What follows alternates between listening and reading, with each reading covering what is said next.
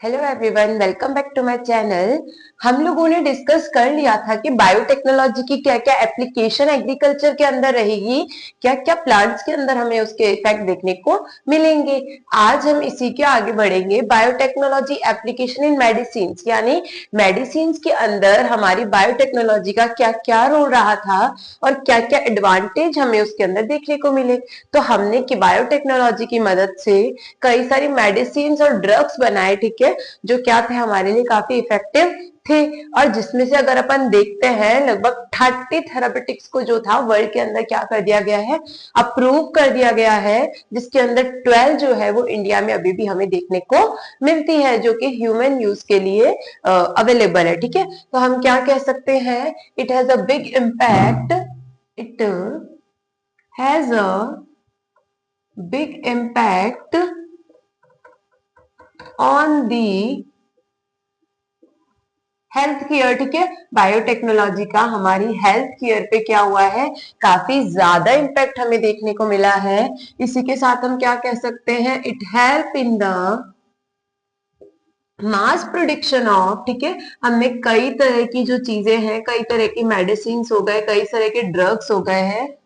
It help in mass production of medicine and effective therapeutic drugs. ठीक है, इन्होंने लगभग ये करे। और हमने क्या देखा कि वर्ल्ड के अंदर लगभग अपने कितने तरह के वो है, 30 तरह की चीजों को अप्रूव किया गया है। लेकिन अगर नॉर्मली अपन इंडिया की बात करें तो 12 थेराप्यूटिक्स आर मार्केटेड। ठीक है, यहाँ पे क्या करेगा, लगभग 13-12 तरह की जो है वो अवेलेबल है। अब अगर अपन आगे देखते हैं तो इसके अंदर हम पढ़ेंगे जेनेटिकली इंजीनियर्ड इंसुलिन, जिसके अंदर अपन इंसुलिन का रोल समझेंगे, क्या क्या होता है, ये कहाँ मिलेगा, और इसी के साथ हम उसको जेनेटिकली कैसे बना सकते हैं, कैसे इंजीनियर करके बना सकते हैं, वो हम आगे देखेंगे। तो इंसुलिन का रोल प्ले क्या होता है, ये क्या रोल प्ले करता है, ये बेसिकली हमें कहाँ मिलेगा, हमारे बीटा सेल ऑफ पेनक्रियाज के अंदर देखने को मिलता है। जो क्या करता है कि जब भी हम कुछ खाते हैं करते हैं, हमारे ब्लड में जो है, हमारी बॉडी में जो शुगर लेवल इंक्रीज हो जाता है, तो इंसुलिन क्या करता है, उस शुगर के लेवल को, उस ग्लूकोज के लेवल को क्या करेगा, कंट्रोल करेगा, उसे बढ़ने से रोकेगा और हमें डायबिटीज होने से रोकता है। तो हम क्या देख सकते हैं, जेनेटिकली इंजीनियर्ड इंसुलिन। ठीक है, तो हम इंसुलिन का सबसे पहले हम यही बोलेंगे, it is isolated from the beta cell pancreas, है ना।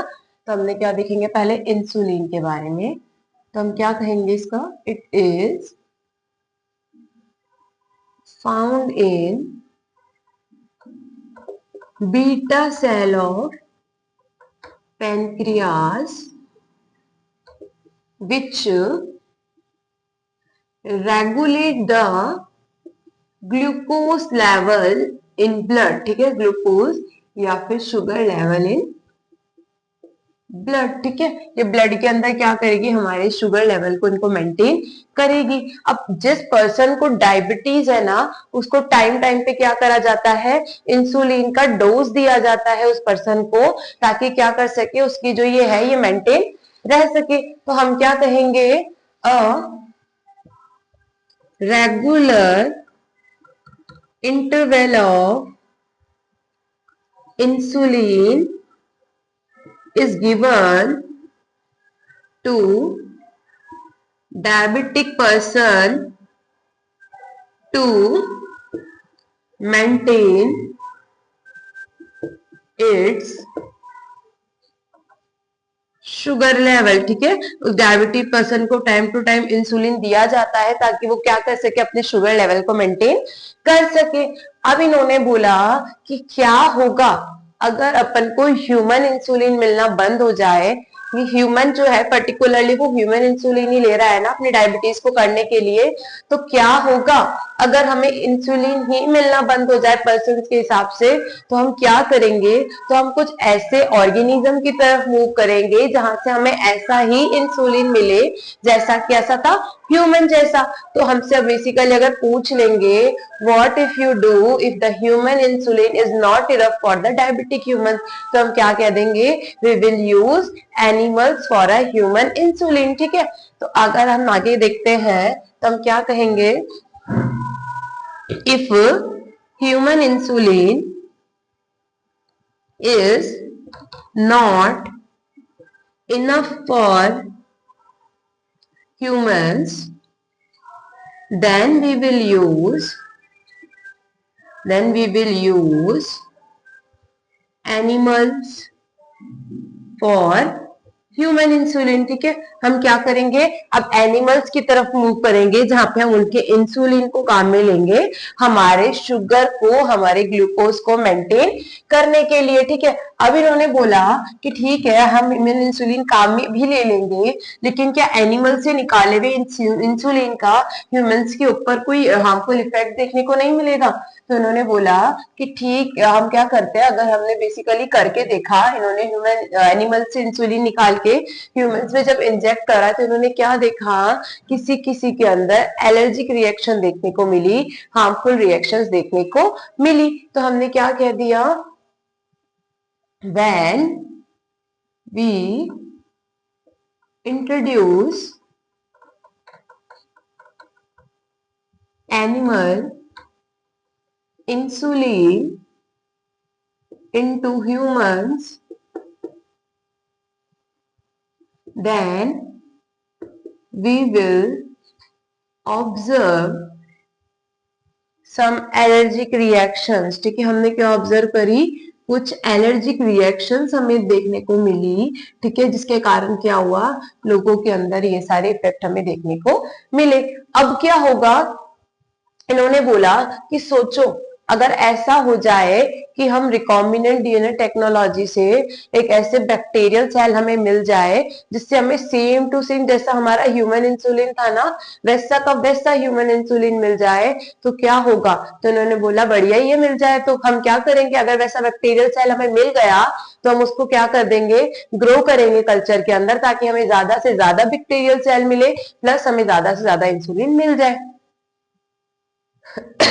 if we get a bacterial cell which give human insulin, ठीक है, तो हम क्या करेंगे उसको, we grow it in culture by किस कौन सी प्रोसेस से, रिकॉम्बिनेंट डीएनए टेक्नोलॉजी है ना, to get more bacterial cell who produces insulin. ठीक है, हमने ऐसा बैक्टीरियल सेल को उसको ग्रो ही कर डाला ताकि मुझे ज्यादा से ज्यादा बैक्टीरियल सेल मिल सके जो मेरा क्या प्रोड्यूस करेंगे, मेरा इंसुलिन। ठीक है, अब इन्होंने क्या बोला कि ठीक है बैक्टीरिया को हमने कल्चर कर दिया, हमें इंसुलिन मिल गया। अब इन्होंने बेसिकली हमसे पूछ लेते हैं इंसुलिन जो है वो किस किस में से निकाला जाता है, तो हम कह देंगे insulin is extracted from the, ठीक है, extracted from the pancreas of animals की अगर अपन बात करते हैं, pancreas of slaughtered cattle and pig. ठीक है, तो एनिमल्स के अंदर हमसे पूछ लेते हैं इंसुलिन किस में से एक्सट्रैक्ट होता है, तो मैं क्या कह दूंगी, pancreas of slaughtered kettles and pigs. ठीक है, अब हमने क्या देखा आगे कि ये जो होते हैं एनिमल्स, इससे क्या होते हैं, ये वाला इंसुलिन अगर अपन डालेंगे तो कुछ एक्सटेंट तो इंसुलिन सही हो जाती है, लेकिन ये क्या कर लेती है, कुछ एलर्जीज हमारी कॉज कर देती है। अब हमने जब इसके आगे डिस्कस करा इंसुलिन का स्ट्रक्चर वगैरह, तो हमने क्या देखा, तो हमने क्या देखा कि इंसुलिन में बेसिकली दो तरह की चेन्स होती है। कैसी होती है, दो तरह की चेन होगी, चेन ए और चेन बी। ठीक है, तो हमने क्या देखा, पहले तो ये इंसुलिन हमारा कैसे प्रेजेंट होता है, प्रो हार्मोन की तरह प्रेजेंट होता है। तो इंसुलिन का अगर अपन स्ट्रक्चर देखते हैं तो हम कह सकते हैं insulin has a 2 polypeptide chain. कितनी चेन होती है इसके अंदर, 2 पॉलीपेप्टाइड चेन। ठीक है, 2 पॉलीपेप्टाइड हमें इसके अंदर चेन देखने को मिलेगी, जिसमें एक का नाम हो जाएगा चेन ए और दूसरी का नाम हो जाएगा चेन बी। अब हमने क्या कहा कि ये जो दोनों चेन होती है ना, इनके अंदर कुछ ऐसे बॉन्ड्स प्रेजेंट होते हैं जो इन दोनों चेन्स को आपस में क्या करते रखते हैं, कंबाइन करके रखते हैं। तो हम कह सकते हैं both chain A and chain B has disulfide bond between them. ठीक है, इन दोनों के बीच में किस तरह के बॉन्ड हमें देखने को मिलते हैं, डाइसल्फाइड बॉन्ड। इसी के साथ ये दोनों जो चेन्स होती है हमें इस तरह की देखने की मिलती है कुछ, कि ये मेरी ए चेन हो गई, ठीक है, चेन ए। इसी के साथ मैंने कहा ये मेरी हो गई नीचे चेन बी, चेन बी। इनके बीच में कौन से बॉन्ड हो जाएंगे, ये डाइसल्फाइड बॉन्ड हमें देखने को मिलेंगे। और इसी के साथ इनके साथ एक और चेन होगी, दोनों जिस चेन से होते हैं वो होती है हमारी सी पेप्टाइड। क्या होती है, सी पेप्टाइड। इस सी पेप्टाइड के कारण ये कौन सी फॉर्म में होते हैं, अभी प्रो हार्मोन फॉर्म में होते हैं। ठीक है, प्रो हार्मोन फॉर्म में होते हैं। तो हम क्या कह देंगे इसके अंदर, chain A and B are joined by C peptide. ठीक है, कौन से पेप्टाइड से ज्वाइंट होती है, ये सी पेप्टाइड से ज्वाइन होती है। तो हम प्री हार्मोन किसे कहेंगे, प्री हार्मोन कहेंगे हम ऐसा प्रो एंजाइम, ऐसा प्रो हार्मोन जिसको क्या करना चाहिए, जिसको मिच्योर होना बाकी है, अगर हम उसको क्या कर रहे हैं, फंक्शन करवाना चाहते हैं तो यह भी इमेच्योर फॉर्म में प्रेजेंट होगा जब तक इससे सी पेप्टाइड अरेंज है। तो हम क्या कह सकते हैं, C peptide keep it in pro hormone form. ठीक है, pro hormone form. Pro hormone क्या होता है, which is mature before it is functional in an organism. ठीक है, तो ये क्या करेंगे अपन, इसको मिच्योर करेंगे उसको डालने से पहले। अब इन्होंने बोला कि मैं उस सी पेप्टाइड को कैसे रिमूव करूंगी, तो उसके लिए मेरे पास एक एंजाइम आता है पेप्टिडेज। कौन सा, पेप्टिडेज। वो क्या करेगा, उस सी चेन को रिमूव कर देगा और इन दोनों चेन्स को जो होगा वो क्या कर देगा, हमारे अलग कर देगा। तो मैंने क्या देखा कि जब मेरी ये दोनों चेन थी, ठीक है, ये मान लो ये हो गई मेरी, ये मेरी चेन हो गई। तो मैंने देखा ये मेरी चेन ए थी, ये मेरी चेन बी थी, दोनों ये डाइसल्फाइड बॉन्ड से ज्वाइन थी।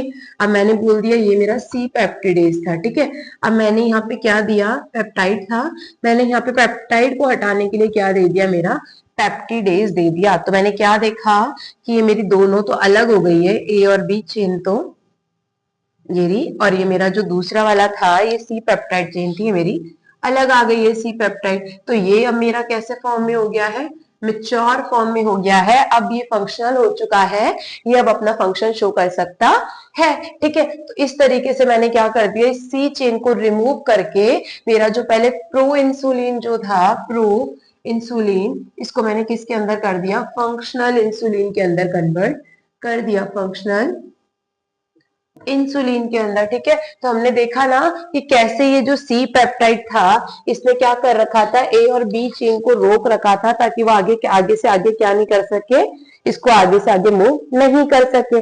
अब इन्होंने क्या बोला कि सबसे मुश्किल काम ही यही था कि इसको मिच्योर फॉर्म में कन्वर्ट करो, क्योंकि बन के तो हमारे पास एज इट इज आ रहा था, हमें तो इस सी पेप्टाइड को रिमूव करना था ना कि हमारे पास मिच्योर फॉर्म में आ सके। अब हमारे जो एक कंपनी आई एली लिली कंपनी, उन्होंने क्या करा, इस ए और बी चेन को क्या करा, इकोली के प्लाज्मिड के अंदर इंट्रोड्यूस करा, जहां पे उसने क्या देखा कि ये ए और बी चेन ना आपस में मिल जाती है और सी चेन जो है वहां से अलग हो जाती है। तो हम आगे क्या देखते हैं,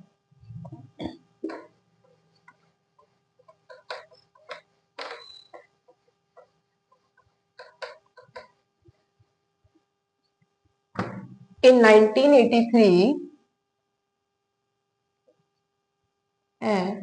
Eli Lilly, an American company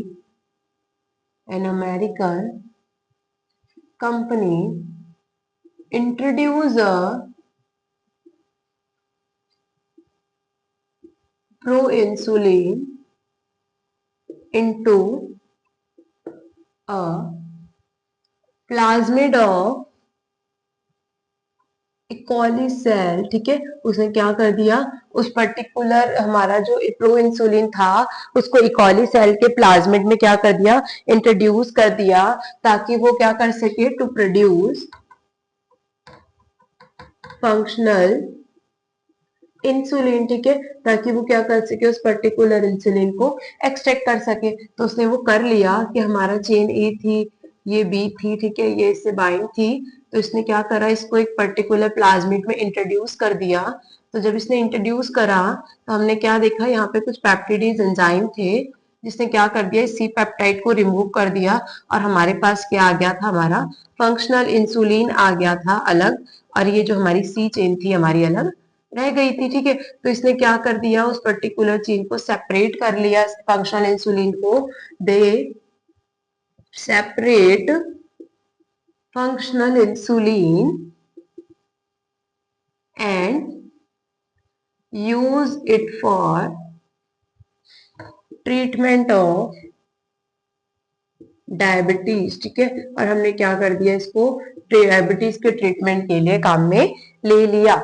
तो ये था हमारा पूरा इंसुलिन के ऊपर। कल हम पढ़ेंगे जीन थेरेपी, जो इसी के अंदर आएगा, biotechnology and addition in medicine. ठीक है, तो if you like this video, like share comment and subscribe it. Thank you.